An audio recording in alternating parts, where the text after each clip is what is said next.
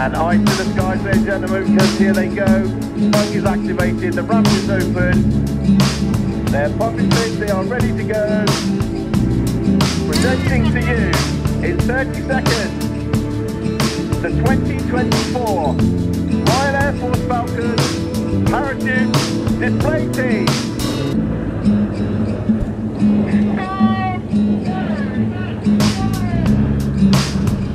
And there they go, the parachute is coming down now, out of the sky, trailing their red smoke.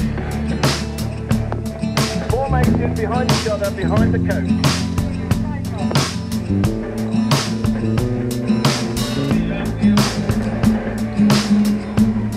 And into our carousel manoeuvre. This is a really good one for the cameras, ladies and gentlemen.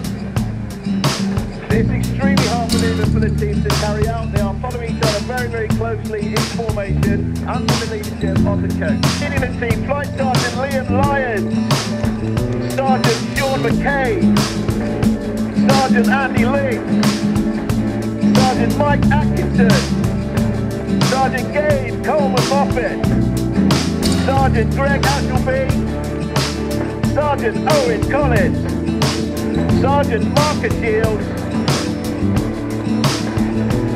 and last but very not least is OC Falcons Flight Lieutenant Jennifer Littler with the Union flag.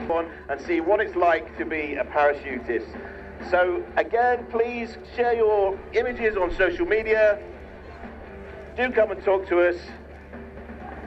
And we look forward to seeing you around the country and overseas throughout our season. Once again, ladies and gentlemen, for the final time, and if all goes to plan, we will see A400s later on. And in fact, here's a chance now as the to finish the Falcons display. Here's a fast, low fly past by the A400M Atlas.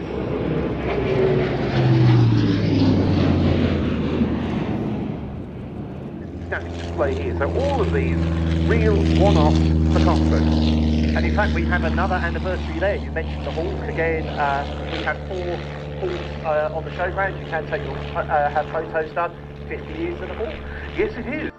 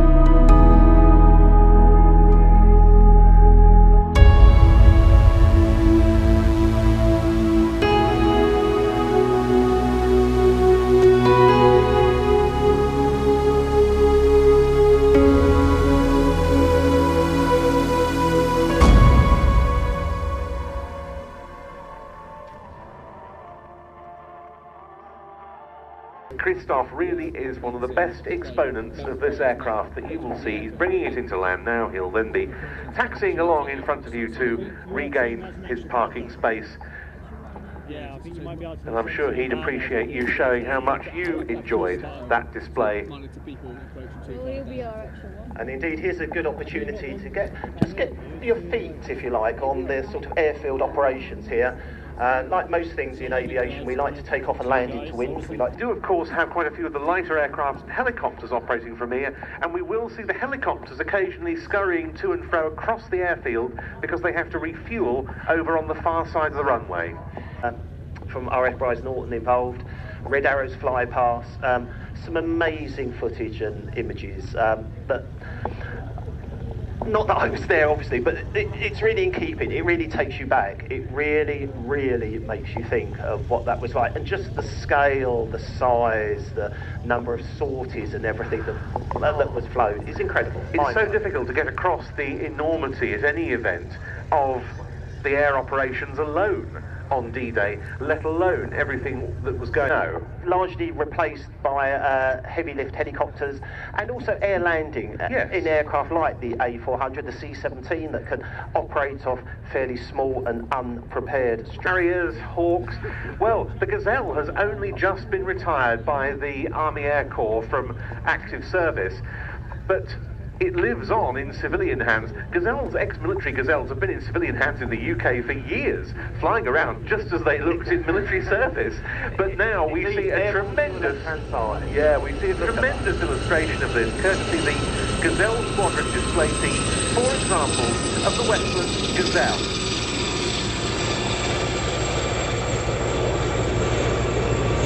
They're the only civilian helicopter display team in the UK at present, and it's the first time we've seen their full manoeuvre. Please welcome the 2024 Gazelle Squadron.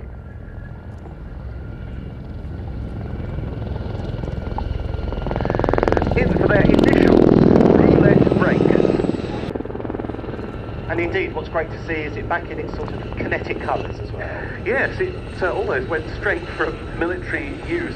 And, of course, latterly, Kinetic was a civilian organisation, but still on the military register, into civilian hands. They're now crossing over and display centre.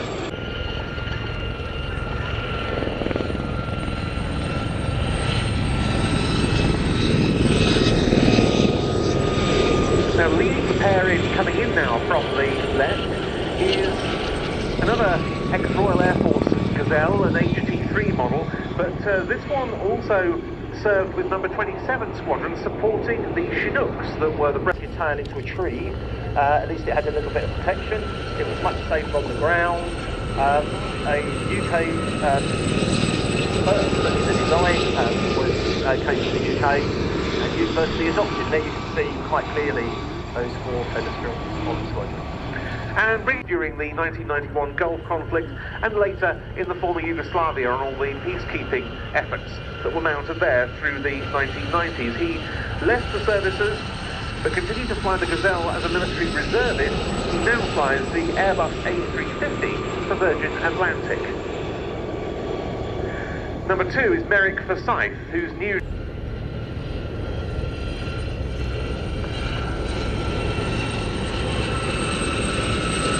Very tight formation there, but watch now as the aircraft is split away. Incredibly small. This is billed as a 5-seater aircraft. We do have a 5th one here at Cosford on the ground for you to have a look at. That again is towards the big video screen, and it's a very tight squeeze. Very small helicopter in UK service, certainly with the Army, very much paired with the Lynx, used to observe. Being so small and nimble, it really could get what we call into the nap of the earth, down behind the trees, peeking over the top. Reasons that keep helicopters down to a certain speed because of the speed of the rotors through the air. Excellent view, absolutely excellent view. Sometimes a little bit too excellent when you're under enemy fire. In straight towards you now for the break. Certainly lived here for many years, will have become very accustomed to the Gazelle because they served as RAF Shawbury for a great amount of time. make of the 2024 Gazelle Squadron.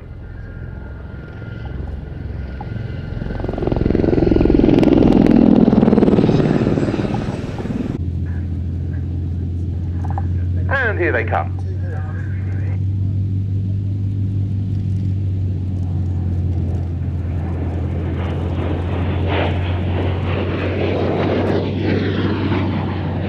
Because our aircrew that train on this aircraft then go on to fly the Typhoon and the F-35 Lightning. So from the left, running in, the Hawk T2.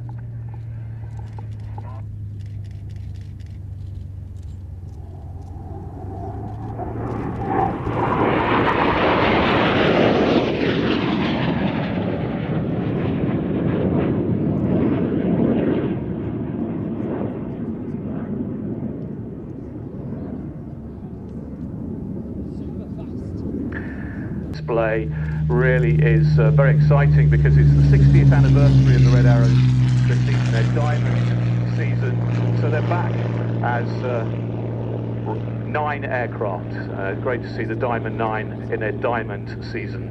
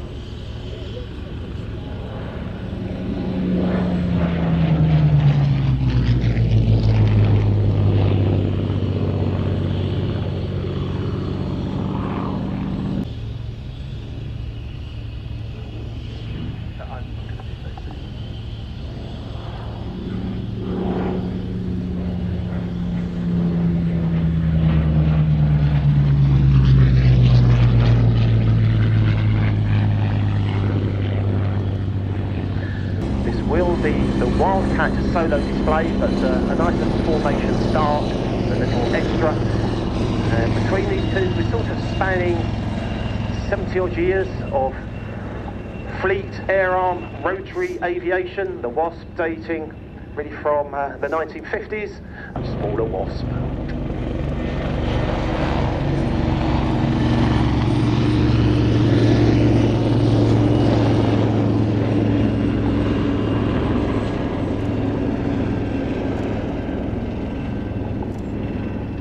And two very different concepts of shipboard helicopter operation here, Andy. We'll talk, as you say, more about the Wasp later on when it gives its solo display after another unusual formation, a current concept now with the Leonardo Wildcat, the new element of this old and new formation.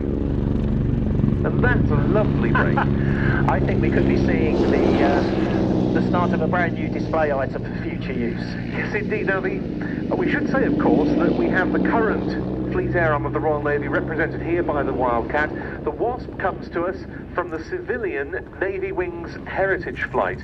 Along with the Wildcat running in to commence its display, this is the solo Black Cat. As the aircraft reaches the crowd line, watch for the steep pull up.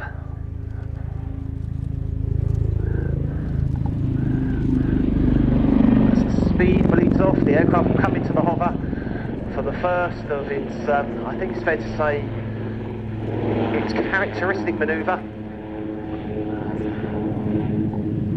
The nose over.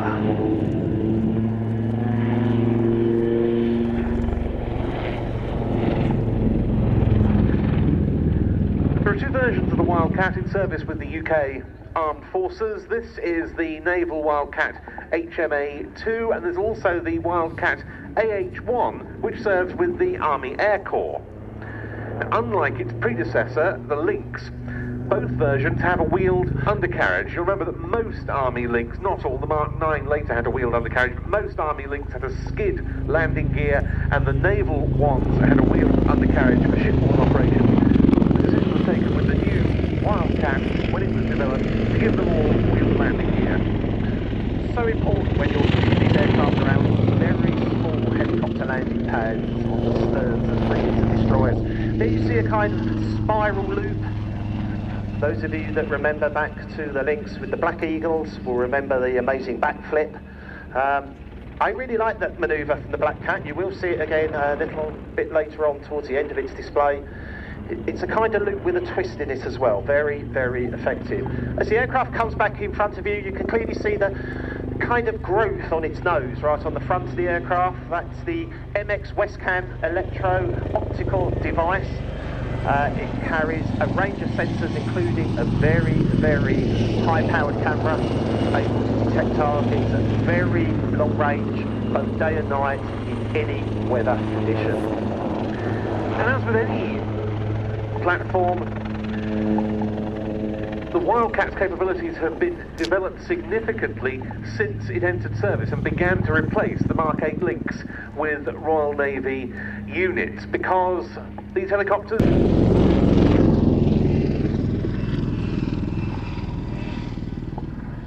(825) Naval Air Squadron is the unit that provides the Black Cat's Wildcat display, and it's Lieutenant Scott Sunderland, an instructor pilot on that unit, who is at the controls.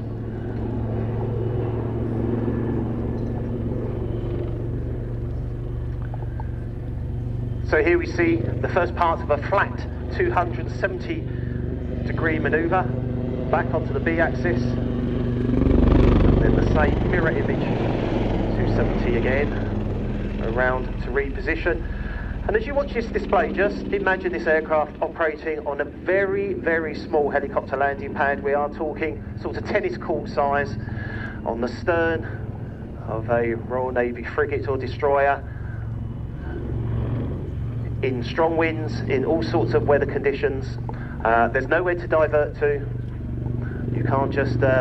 conditions are a little bit out of limits. I'm heading off to land because you're in the middle of the ocean. These guys certainly take their job very seriously.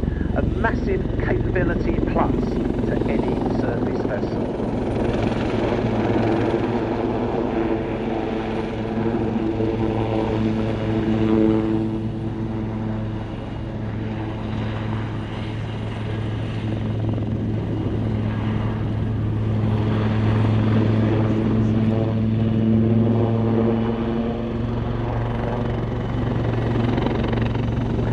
5 Naval Air Squadron, part of the wider Wildcat Maritime Force, all of which is based at RNAS Yeovilton in Somerset. Some 400 personnel at its disposal, as well as 28 Wildcats. And these Wildcat HMA2s divided across 2 squadrons. This one, as I say, from 825, which is the training and force generation unit. And then there's 815 squadron, which is now the frontline operational unit. And as part of that development of capabilities that I was mentioning earlier, with the arrival on the force of the missiles I mentioned, it's allowed the Wildcat really to mature as a platform and regain some of those capabilities that were there when it was the Lynx Mark 8 in service. So if you missed that very impressive nose down manoeuvre right at the start of the display, it's now time to have your camera ready again as the Lynx comes into the hover and a big nose down dive away.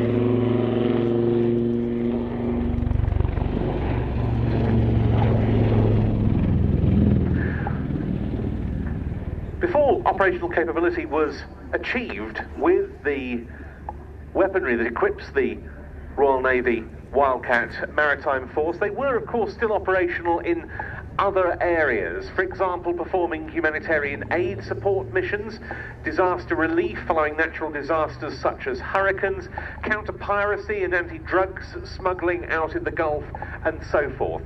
But now the real bread and butter, the raison d'etre, is back. And here the aircraft's pulling up for another one of these kind of spiral loops. It looks like it's going to be a loop. Just a little turn over the top. Brings the aircraft back perfectly onto the A-axis.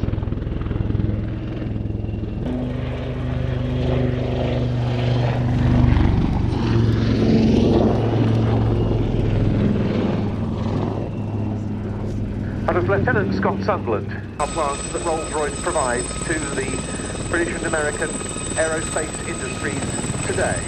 We have the Supermarine Spitfire PR.19, a Rolls-Royce Griffon engine version of the Spitfire, and with the traditional note of the Packard-built version of the Merlin engine, the North American P-51D Mustang, which also here serves to represent the Allison engine Mustang, flown by the RAF on D-Day and thereafter in the tactical reconnaissance role.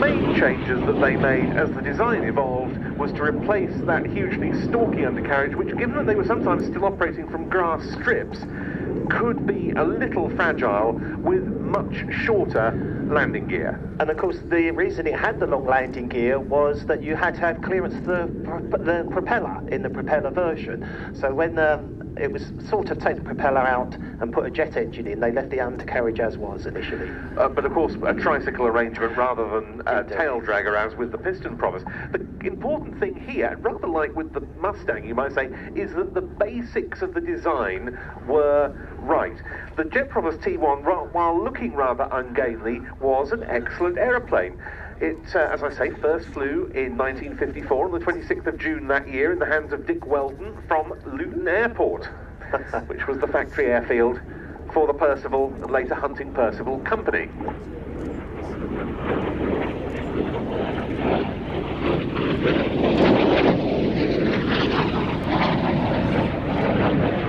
Just about a year, Luton carried on those trials, and very soon it was found that students found the Jet Provost very easy to fly, and they actually went solo more quickly on the jet than they had on the earlier piston Provost. So the all-jet training concept that the RAF had was right.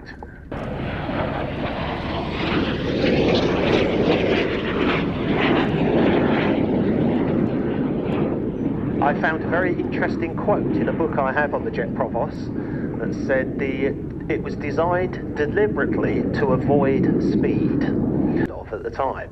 And then of course the idea of the side-by-side seating as well.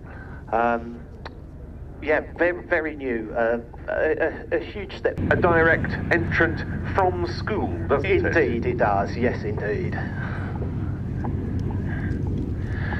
Now you mentioned the engine, the Viper. Of course that engine has an interesting background.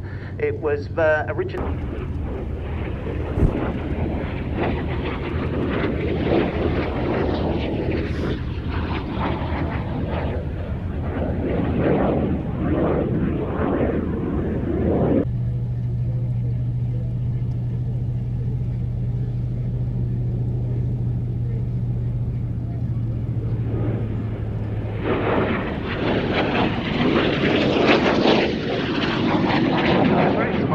This was initially a pure flying boat.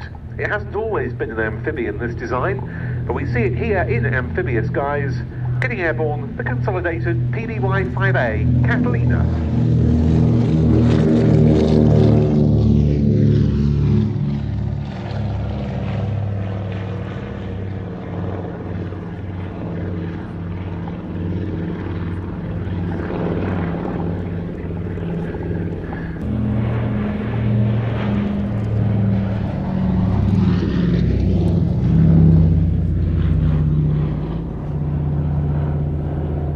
Long-ranged as well. When the patrol bomber version prototype first flew in 1936, it achieved a new world distance record in excess of 3,400 miles on its first ever flight.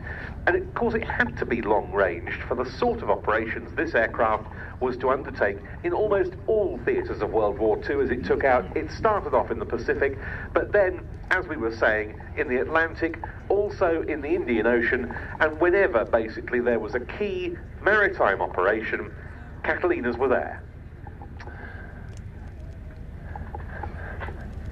And with the convoys coming across from the United States almost exclusively to the UK, in the build-up to D-Day, and in fact much earlier than that, 1941, 1942 onwards, they talked about the Atlantic Gap. It was the bit in the middle.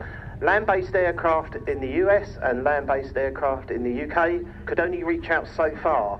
There was a big gap in the middle, and that is where the Catalina really came in, with other aircraft such as the Very Long Range Liberator as well, to actually provide air cover against German submarines primarily.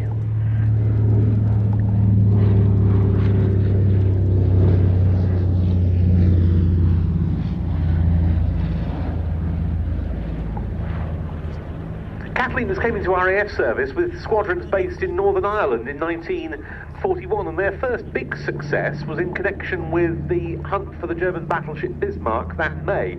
It was a number 209 squadron Catalina that located the ship off Brest on the French coast, and despite gunfire from the Bismarck, the ship was shadowed by that Catalina and one from number 240 Squadron until naval vessels were back in the vicinity, including HMS Ark Royal, whose ferry Swordfish delivered the final crucial blow.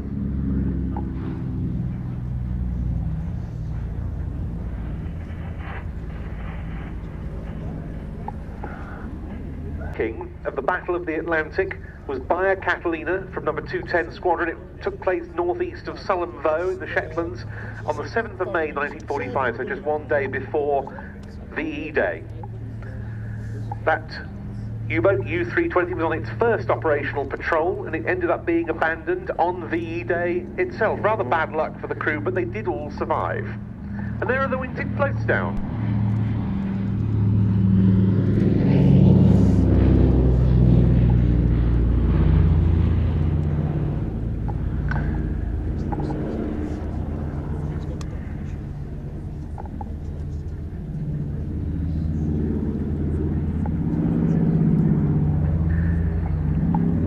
Earlier, the fact that one of the themes of this display is the 100th anniversary of what became the Royal Auxiliary Air Force, but it wasn't the only reserve component, was it, Andy? There was also the RAF Volunteer Reserve. Indeed, yes.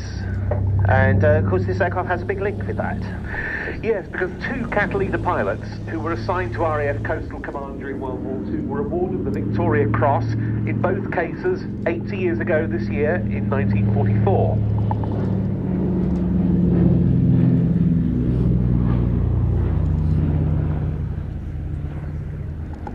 In both cases, it was for pressing home attacks against German U-boats in the face of very heavy fire, one down by the second pilot who'd himself been injured in the battle against that U-boat. John Cruikshank, the pilot on that sortie, is still alive. He is the oldest surviving recipient of the Victoria Cross. He's now 103 years old, and he's only recently, this year, been presented with the Air Efficiency Award, which was a decoration given to many members of the RAF Volunteer Reserve and the Royal Auxiliary Air Force who served on operations. The reason he was only awarded it this year was due to an admin oversight. He should have received it 75 years ago.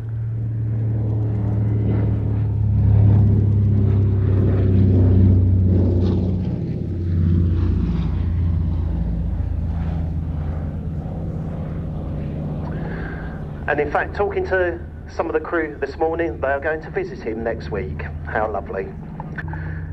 At the very end of World War II in the European theatre, the 8th Air Force had wanted to set up an air-sea rescue service with Catalinas rather earlier than that to look for downed airmen, particularly in the North Sea and the Germans. Coming into land then, the Consolidated PBY-5A Catalina from plain sailing at Duxford. The crew today headed by an Irishman as captain, Angelo Cunningham. Long-time supporter of air shows, used to be a flying display director himself in Ireland, and a display pilot on various other times. Very experienced commercial pilot and flying instructor who's now one of the shareholder pilots of plain sailing. And Philip Pettit was the co-pilot who's just himself upgraded to captain.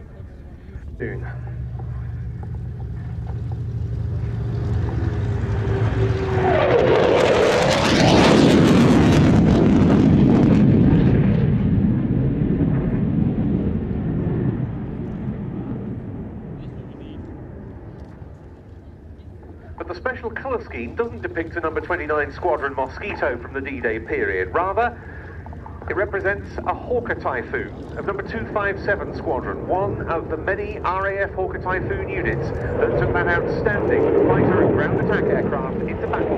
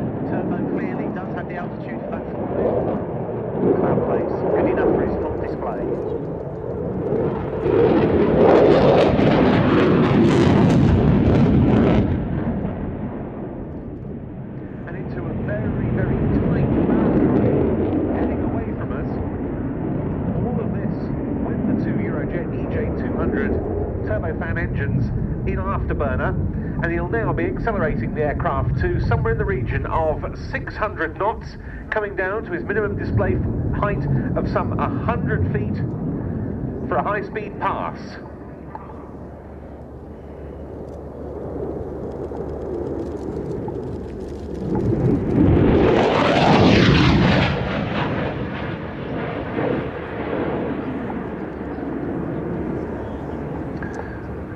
And you can clearly see the water vapour spilling off the wings there as turbo pulls just about 9G in a very tight turn.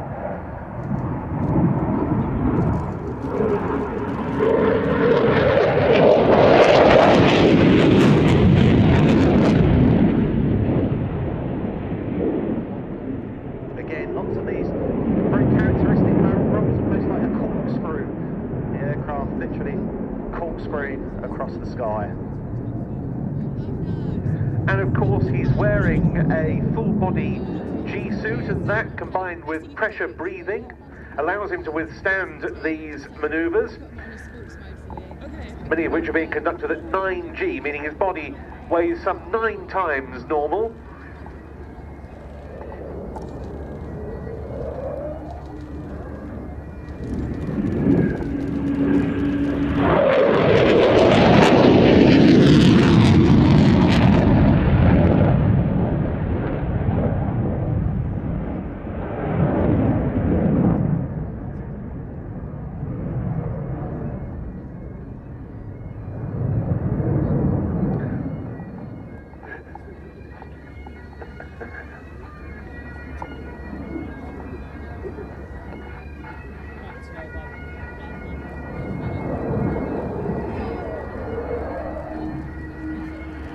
And setting up now for a slow roll down the display line. One of the harder manoeuvres to fly. It's very easy to just drop the second half a little bit too quick, but Turbo doing a...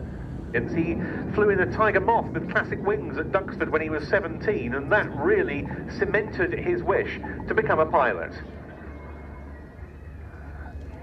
Well, this is a display with very many changes of pace, and so out of that barrel roll he's now setting up for the slow speed high alpha, high angle of attack pass, just 120 knots on this run, of course aided significantly by the fully digital fly-by-wire control system.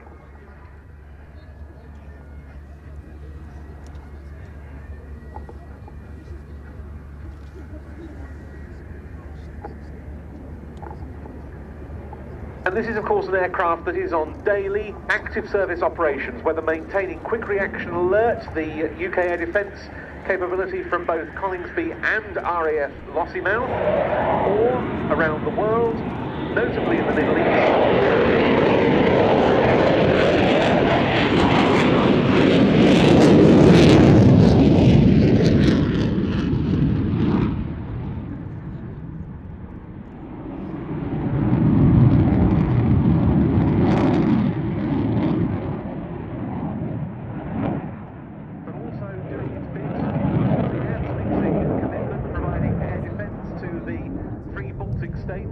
Latvia and Lithuania, a rotating commitment between different NATO nations, and also Icelandic air policing. And indeed we have 6 currently out in Romania as well on the NATO air policing task.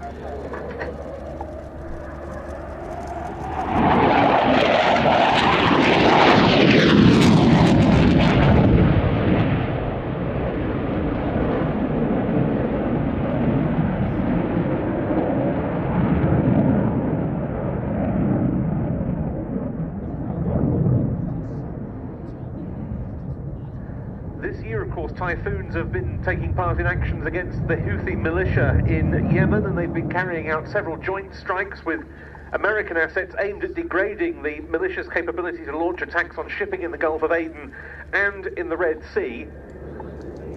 That's incomplete. Squadron. This year we wanted to bring you something a little different to what you may have seen previously, and as such we'll be showcasing the aircraft's operational abilities in an all-new 2024 roll demonstration. The Chinook fulfills many operational roles, including trooping, carriage of freight, parachute operations, VIP and passenger flights, casualty evacuation, humanitarian assistance and military aid to civil authorities. This year's roll demonstration is brought to you jointly by 18 Squadron, the premier frontline operational Chinook Squadron, and the Joint Helicopter Support Squadron, known as JHSS. Now it's time to prepare yourselves for one of the highlights of today's flying displays. Ladies and gentlemen, boys and girls, please turn your eyes to the sky for the 2024 Chinook roll demonstration.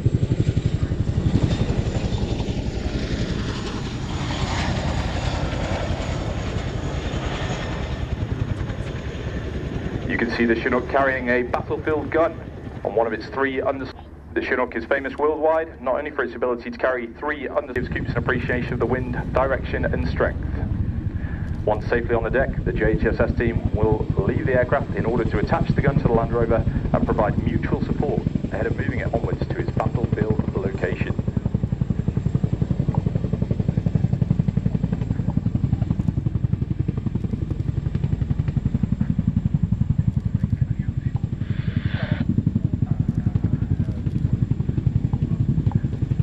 Having successfully dropped the gun, Coops will manoeuvre the aircraft forward and down away from the load to allow the troops to disembark and set up in a defensive posture.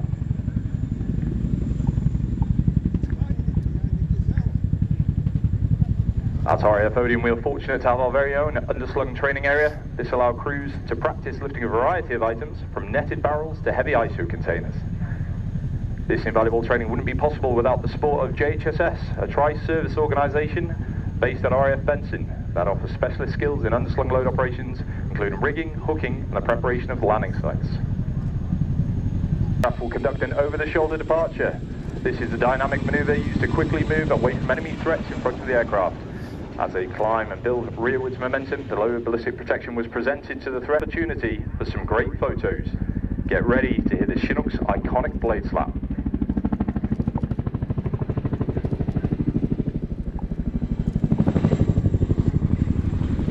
On the ground we can see the troops de-rigging the load.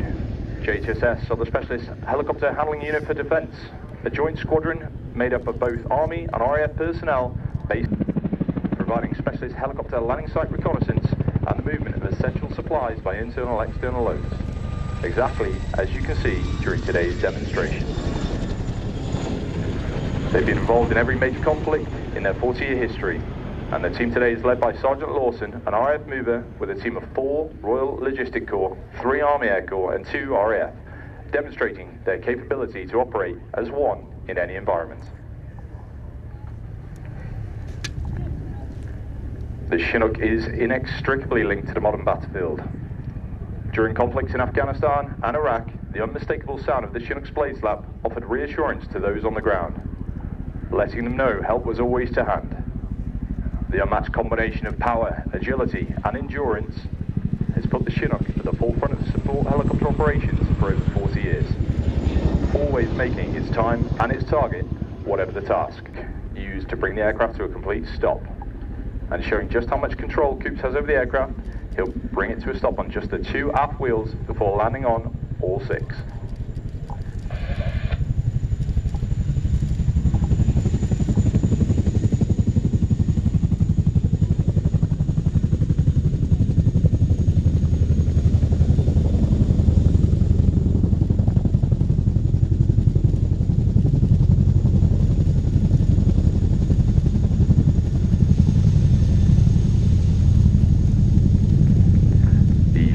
Carry a wide range of vehicles internally, including armoured fighting vehicles, motorcycles and quad bikes with trailers. Having been tied down securely throughout the flight, With the cargo safely dispatched, the aircraft will conduct a high-performance departure. By using all the available power offered up by the two impressive 5,000 horsepower Honeywell engines, the aircraft can quickly depart the area whilst minimising the risks presented by different threats on the ground.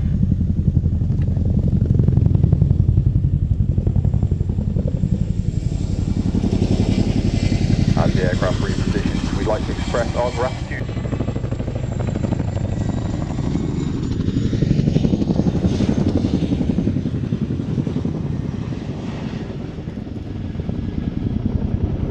The aircraft is now going to position expeditiously forward and down to recover the troops.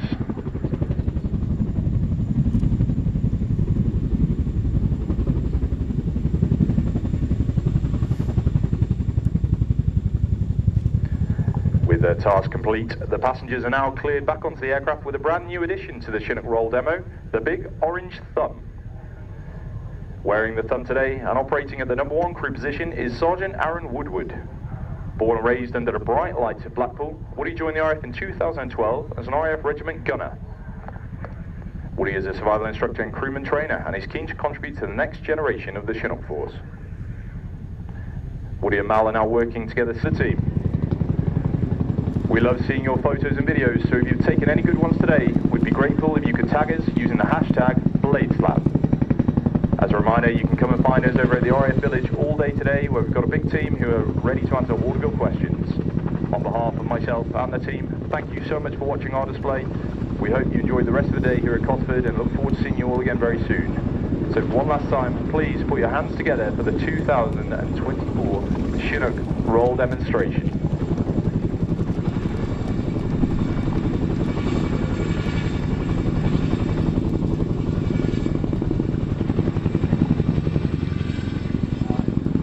What a great demonstration of the iconic Royal Air Force Chinook by the roll demonstration team.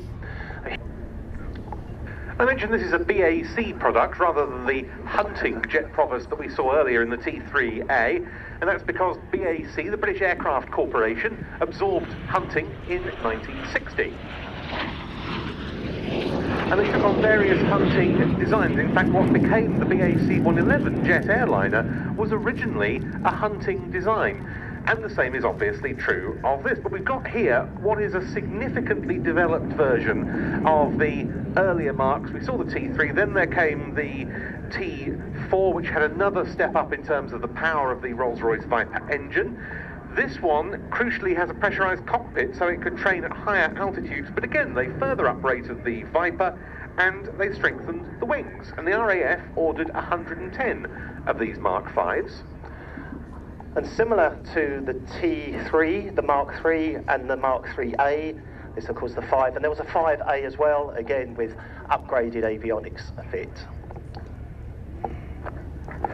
The Mark 5 entered service with the Central Flying School, by now stationed at Little Rissington. And that was followed by the Royal Air Force College at Cranwell and several of the flying training schools. And the JP carried on happily until the early 1990s because the Shorts Tucano had been selected as its replacement. And that was quite interesting because turboprop, obviously, instead of jet, tandem seating rather than side by side.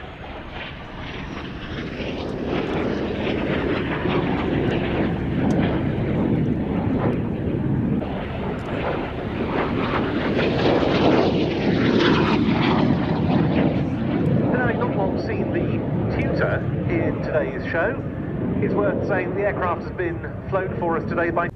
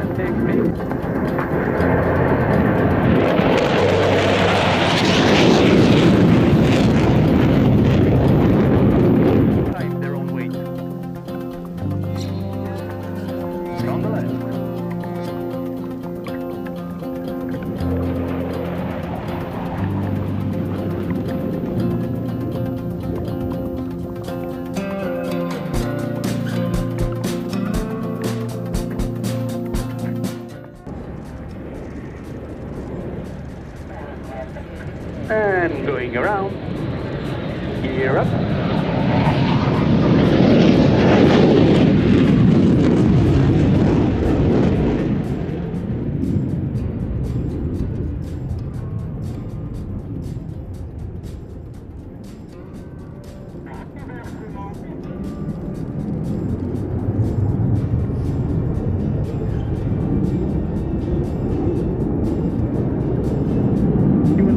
A pop-up delivery, during which the pilot pitches up to allow the whistle to operate his laser-designated system before diving to the target.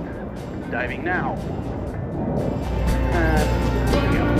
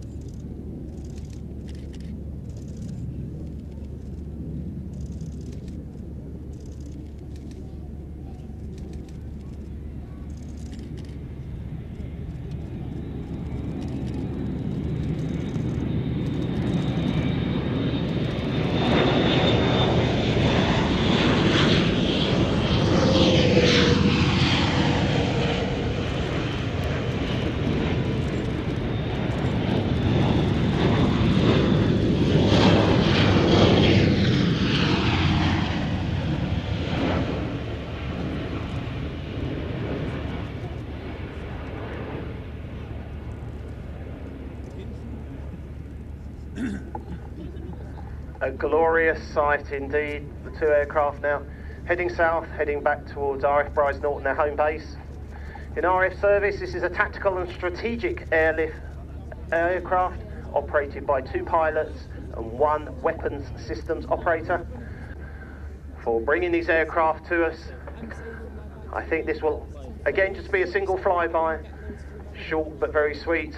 And whilst you watch this aircraft, perhaps just think these aircraft are in operations and on exercises around the world, as they always are, also on standby to support the quick reaction alert Typhoons. From the left, Royal Air Force Voyager.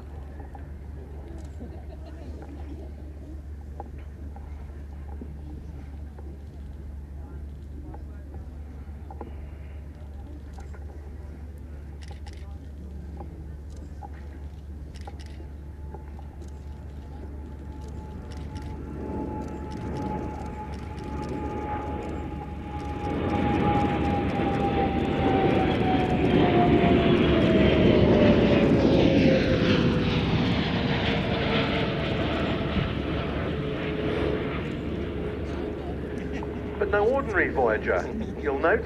It's the one known as Vespina, which was refurbished to provide a transport for government ministers and the royal family on global missions, but also able, of course, to undertake the type's regular roles of air-to-air refuelling and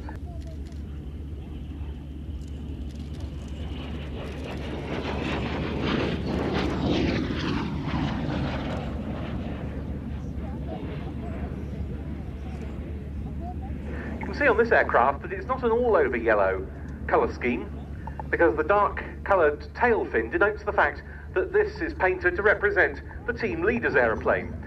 The Yellow Jacks, however, weren't destined to last long. Reportedly, the air officer commanding of what was still then Training Command wasn't keen on the aircraft's colour scheme, nor on the team name. The decision was taken for 1965 to form just one official Royal Air Force Aerobatic team.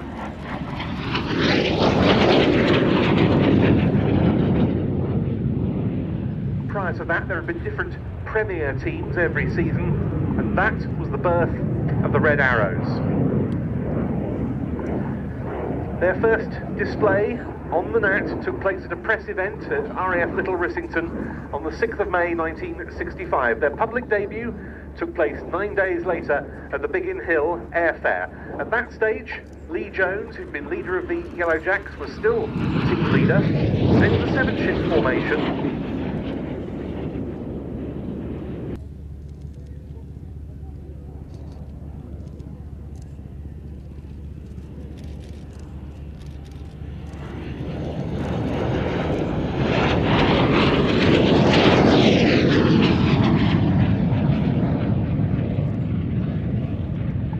From mid-1966, the Red Arrows operated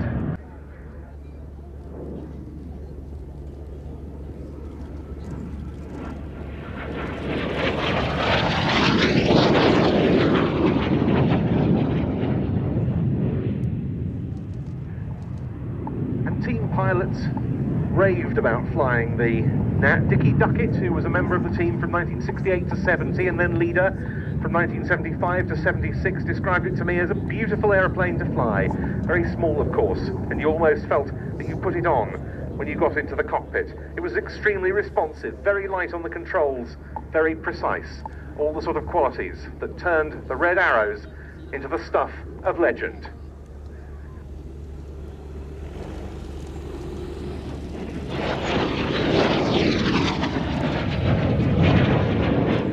And there, a wing waggle from Chris Heames to finish his display on the Gnat display team's Folland Gnat T1. That warm welcome to the team on arrival. Cosford, please put your hands together for the 2024 Royal Air Force Aerobatic Team. It's the Red Arrows!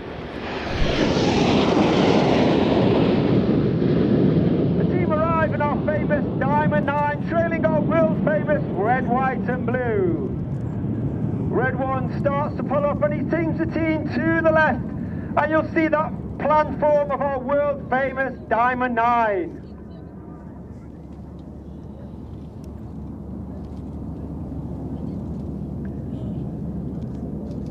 Reds 8 and 9 start to make their way left and right to form up 9 Arrow. And this year we have a new team leader, a new red one. That is squad leader John Bond, known as Bondy. Bondy is in his first year as team leader. He's previously been in the team for 5 years. He was red 2, 7, 6 twice before coming back in 2024 as red 4. As the smoke comes on for Big Vixen.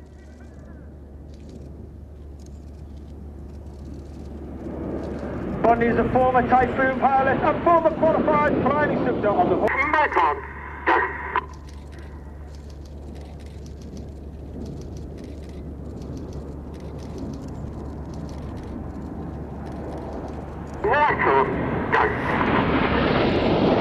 In the middle of that right wing is Red 4, that's Flight Lieutenant Ollie Suckling. Red 9 calls the ball as Red 8 and 9 roll around the smoke, but watch for the colour change as Red 1 brings the team down the line. A little bit left. Now. You may be able to see on the back of the aircraft.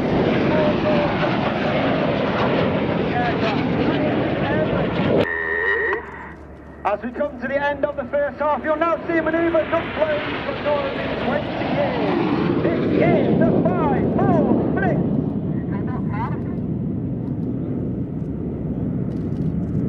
As we go into the second half, the team now break down into two distinct sections.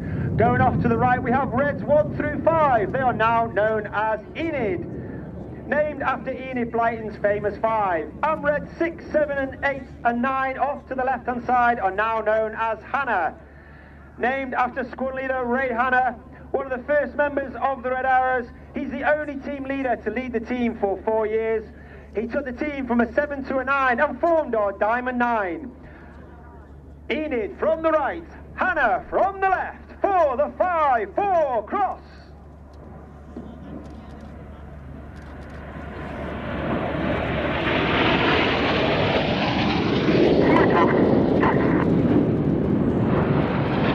Break.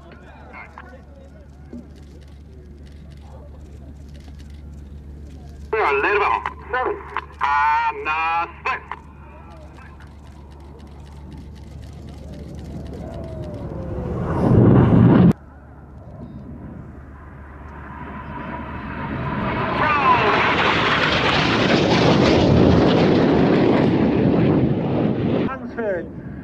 Tom is in his second year of the team. He's a former Typhoon pilot and also qualified weapons instructor on the Typhoon.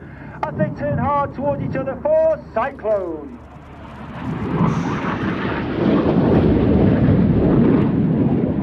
As the synchro pair depart ahead of us, coming in from the left-hand side is Red 9. That's Flight Lieutenant Patrick Kershaw. Paddy's in his third and final year on the team. He's a former Typhoon pilot and Tornado GR4 pilot. He turns hard to the left, right up with the first of Enid for the Goose.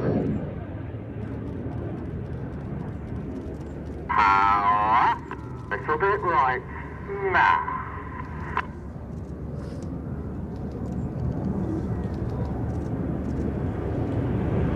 And you can see Enid now going off to your left-hand side, turning off famous red, white and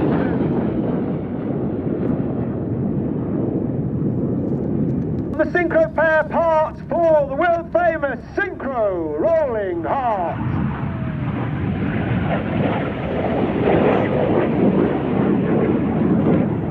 And coming in from the top right-hand side is Red 8, spearing the heart.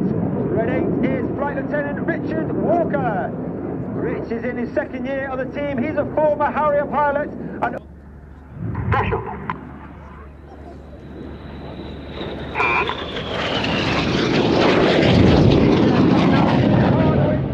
Changing the colour, pulling 5 to 6G, which means everything about them is now weighing 5 to 6 times heavier than what you and I are as we stand on the airfield. Red 7 only passing Red 6 within 100 feet as they can come back round to the front to complete the carousel.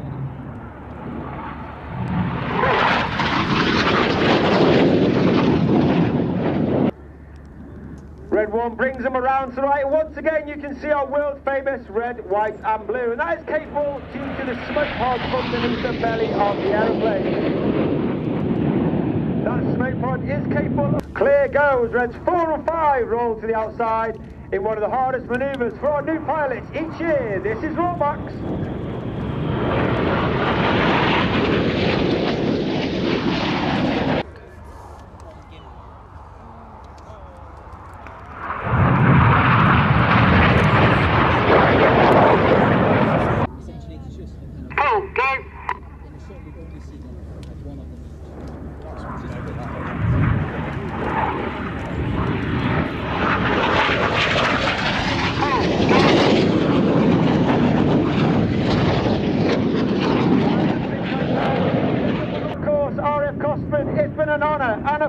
Please put your hands together for the 2024 Royal Air Force Aerobatic Team. It's the Red Arrows! Close to some beautiful vintage military vehicles, many of them depicting the D-Day period. Of course, very appropriate in this 80th anniversary week. Limited aerobatic will ever see, courtesy of a team that has multiple world aerobatic champions.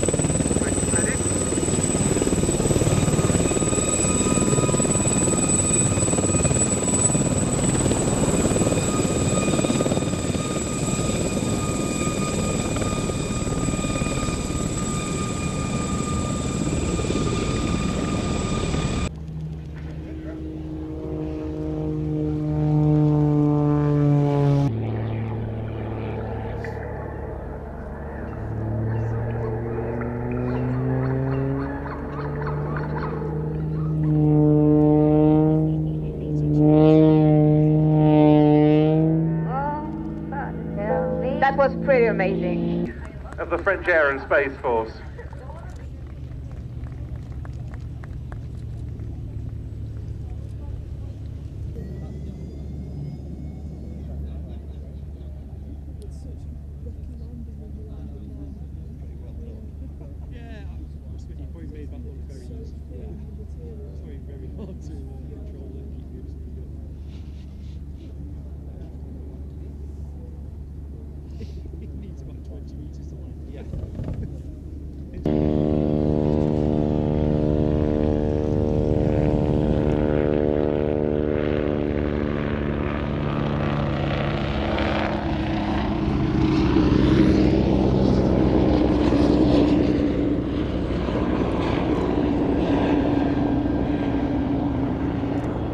Swordfish took to the air for the first time from Fairey Aviation's Great Western Aerodrome, basically now part of Heathrow Airport, on the 17th of April 1934 and entered Royal Naval Service 2 years later.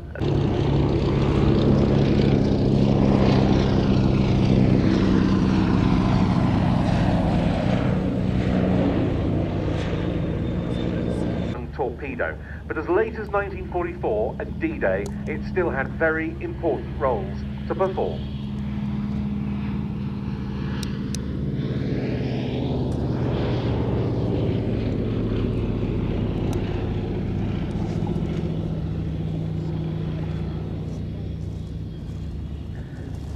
Swordfish of 819 Squadron, based at Manston in Kent, were some of the Allied aircraft that on D-Day laid smoke screens to cover the passage of Channel troopship convoys. They planned to use motor launchers, but they didn't have enough of them with the suitable equipment.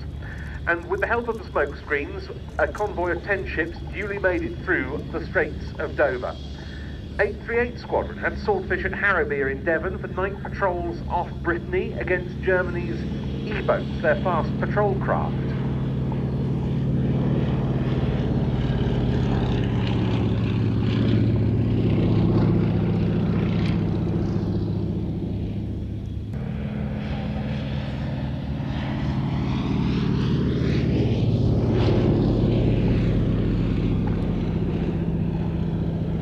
And indeed, every time I see a Swordfish, I try and imagine what it must have been like in that attack on the Bismarck. Pride of the German fleet, absolutely bristling with guns.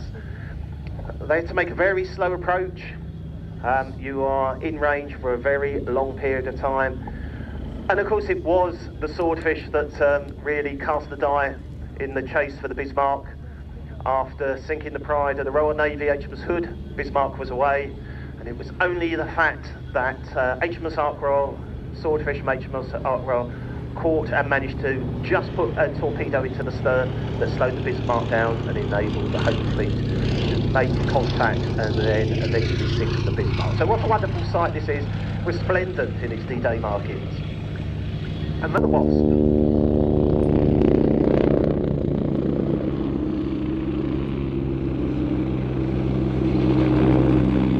Straight away, the most striking feature of this aircraft is that quite long, spindly undercarriage, for a very good reason. To operate from very small helicopter landing pad on the stern of ships, needs a very sprung undercarriage to take the occasional hard landing. And then there are castering wheels, a bit like a shocking trolley, but hopefully a little bit better, to enable the aircraft to be manoeuvred both under its own power and by manpower, literally muscled around small flight decks.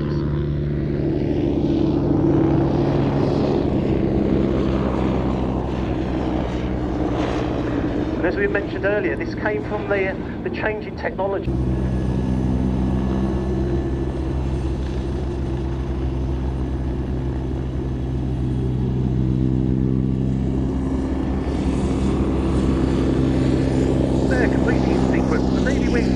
Westland Wasp, HAS-1.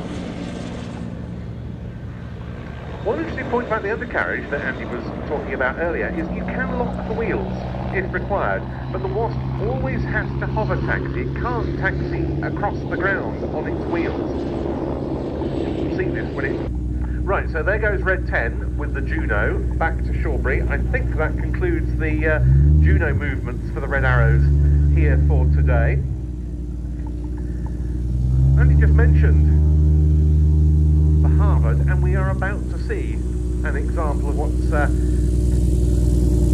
colloquially described as a Harvard by us here in the UK, because this was the British Commonwealth name for the aircraft that was developed originally by North American Aviation in the United States. But rather than a British-based example, we can see a rather attractive red, white and blue painted biplane.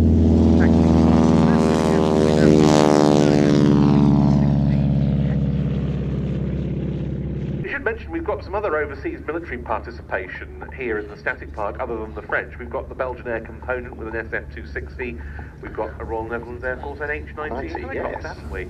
But this are overseas-based civilian contribution to today's show, Stein de Jager with the 86D Texan.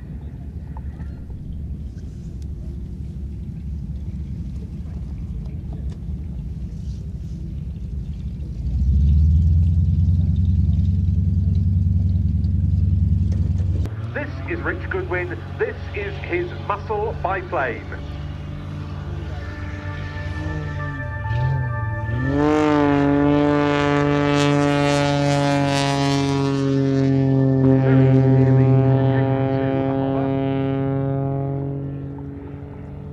But now diving to build up speed and energy.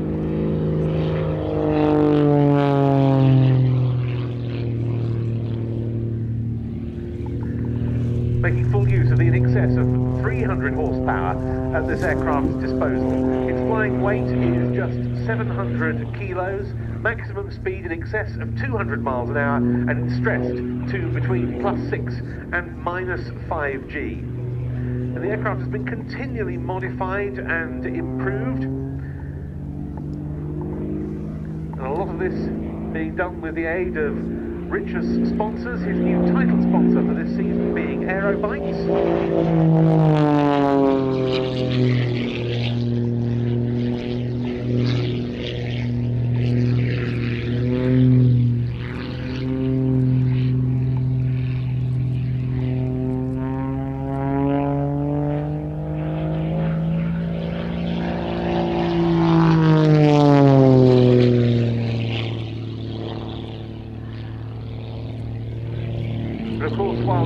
Man in the cockpit, it is very much a team effort, and the work done behind the scenes by, for example,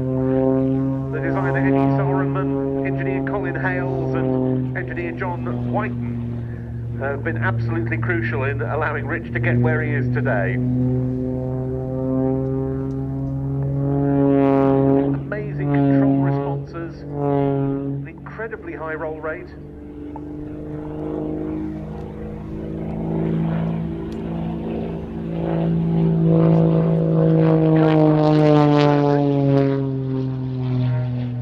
And from this he'll be pushing uncomfortably into 5/8 of an outside loop, back onto a 45-degree downline. And then when he reaches the runway, pulling onto the knife edge for a knife edge climb with 2 snap rolls back onto the knife edge.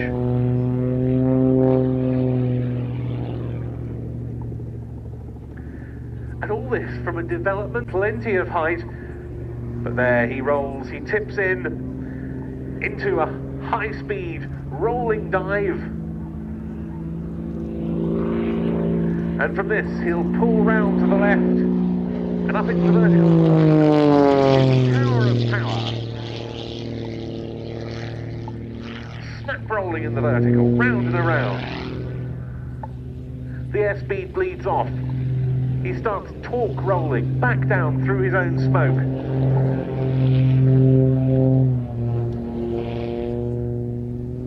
Putting on the power once again and diving away off to our left. Pulling back on the stick. The climbing snap rolls.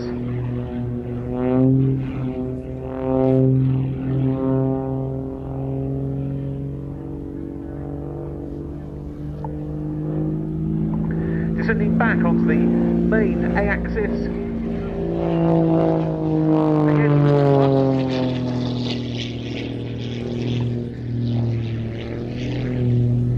Again he snap rolls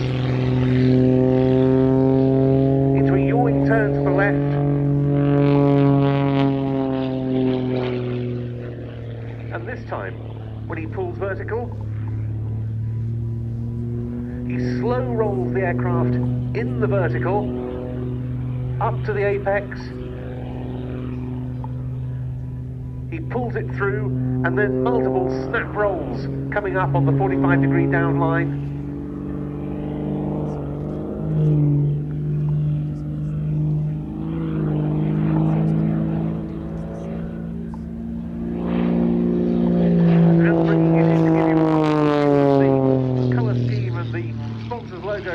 Surfaces on the knife edge with snap rolls heading away.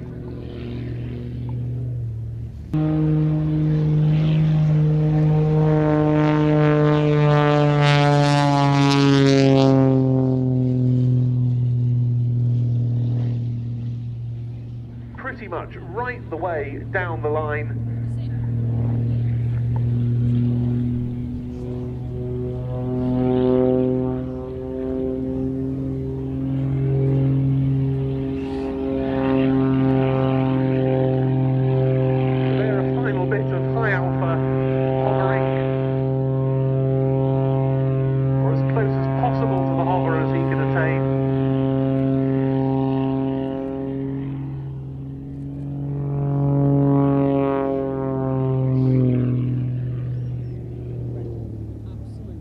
Of course, forward visibility at a bit of a premium, so it keeps the runway in sight for him until the last possible moment.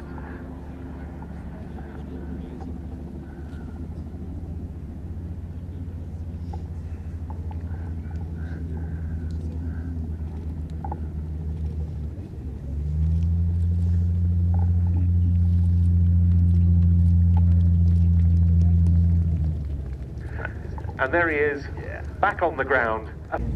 Examples of this aeroplane that came into service in East Anglia with the US 8th Air Force, part of the US Army Air Forces, from 1942.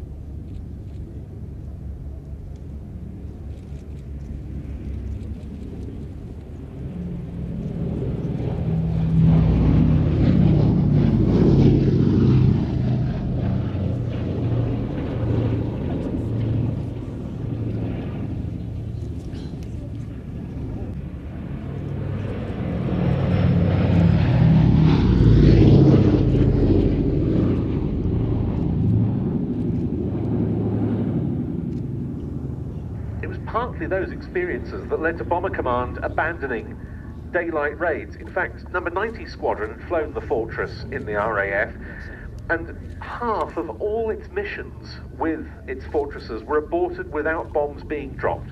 That experience showed that when the Americans deployed B-17s to the European theatre, they needed better defensive armament, a bigger bomb load, and better bomb aiming equipment. And the B-17s that began to be deployed to England in 1942 had all of those.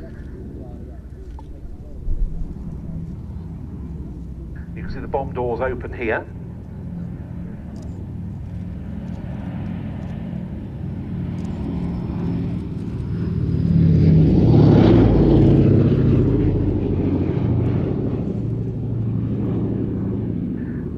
The Americans still hoped that a bomber as heavily armed as the Flying Fortress wouldn't need fighter escorts for the entire duration of its mission. That was soon proved wrong. And Luftwaffe fighters and German flak.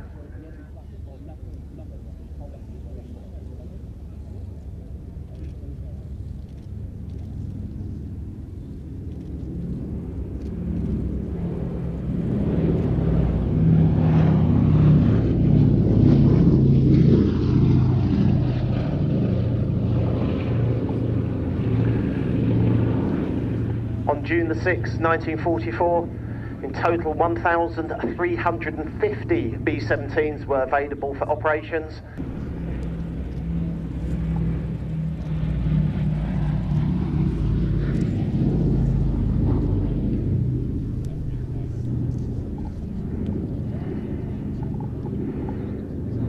We touched a little earlier on the often unsung but very important role RAF Coast.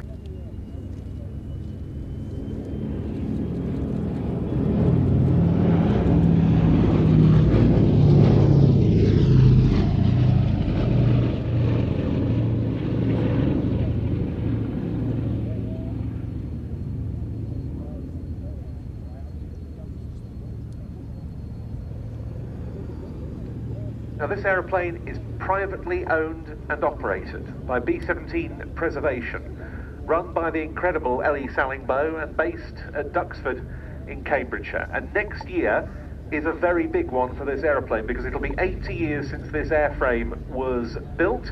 It didn't see wartime service, but it was produced in 1945 and went on to enjoy a particularly long career with the Institut Géographique National in France on survey and mapping duties. It's also, next year, the 50th anniversary of this aircraft coming to the UK for private operation. And despite certain low points and difficulties over the years, here it still is.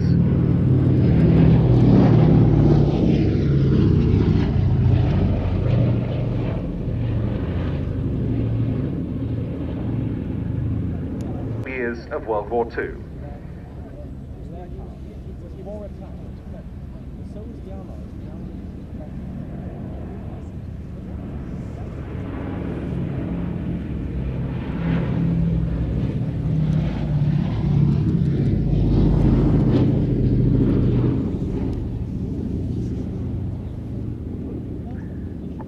Incidentally, a typical bomb load for one of these aircraft, depending to simulate the shot-up condition in which so many B-17s returned from their wartime sorties.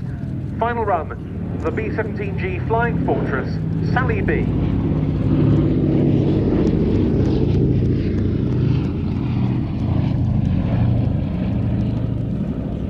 And that run also dedicated to the members of the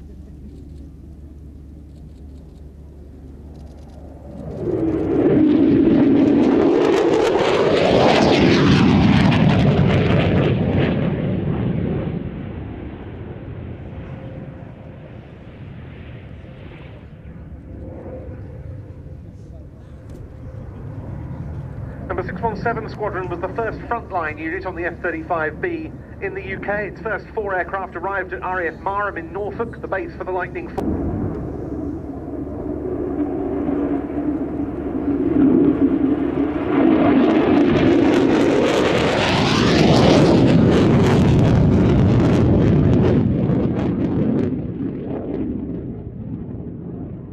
And this is a true swing roll machine.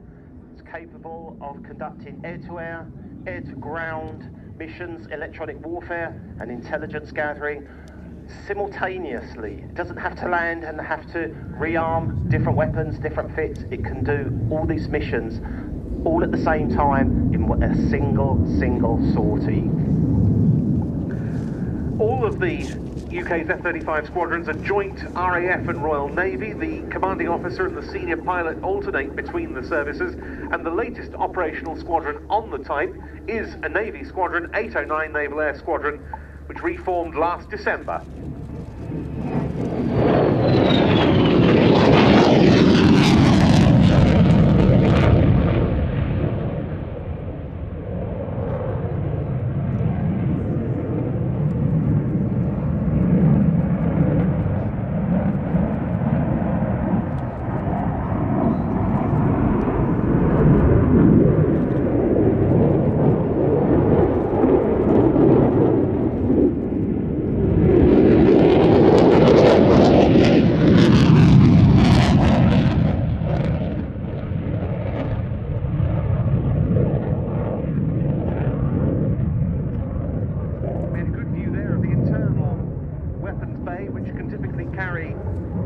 Missiles and 2 bombs.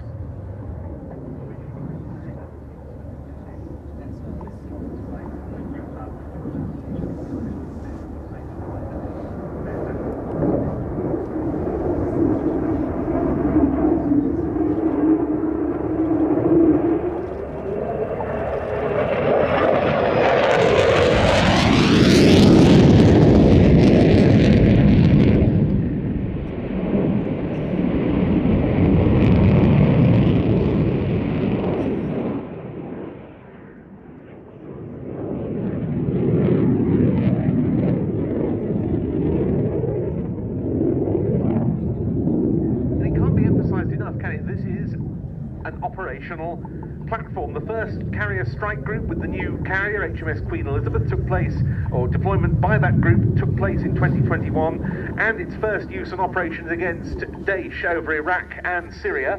And since then, the F-35Bs have been flown on long-range missions as part of our response to the Ukraine conflict, integrating with Typhoons and other NATO assets. And our fleet of these aircraft is now up to 34 after the latest deliveries this March, and full operational capability for the Lightning Force is due in 2025, and that'll be when the 48th aircraft is delivered. And HMS Prince of Wales will of course be joining Queen Elizabeth as the second carrier. But look at this, for a high alpha, high angle of attack, nose high pass.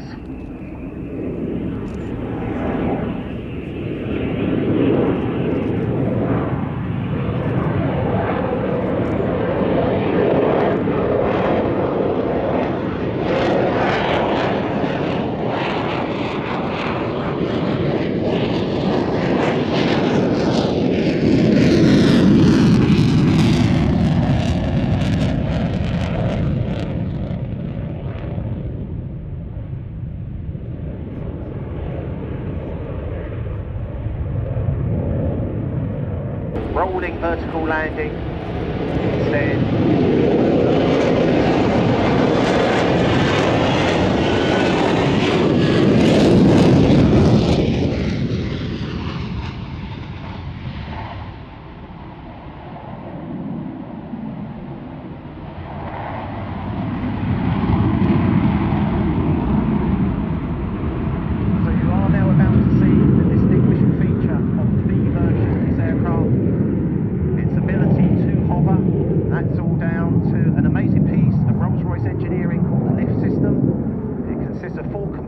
But the two most obvious, which you will see demonstrated, is as the aircraft comes into the hover, have a look at the tail of the aircraft, the exhaust if you like.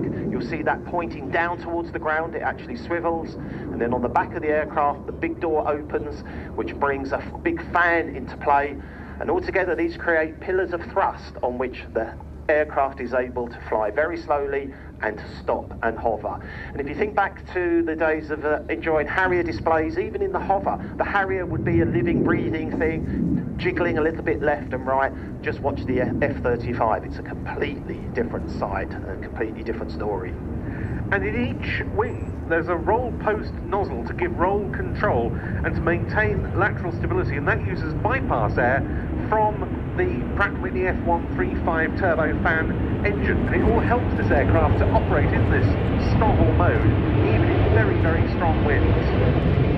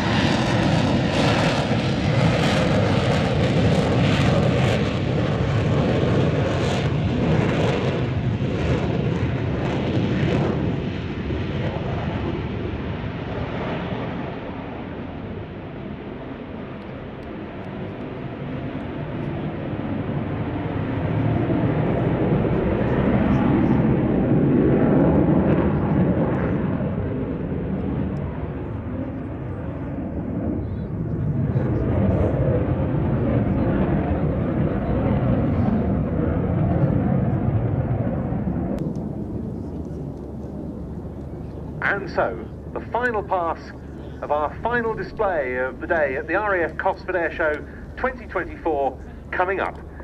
In from left to right, the Lockheed Martin F-35B Lightning.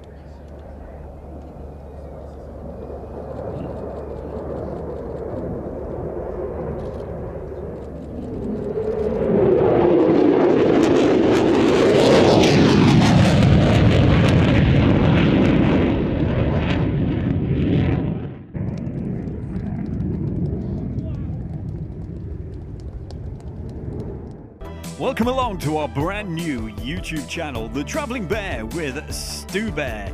We'll be taking you to some amazing locations while we travel around.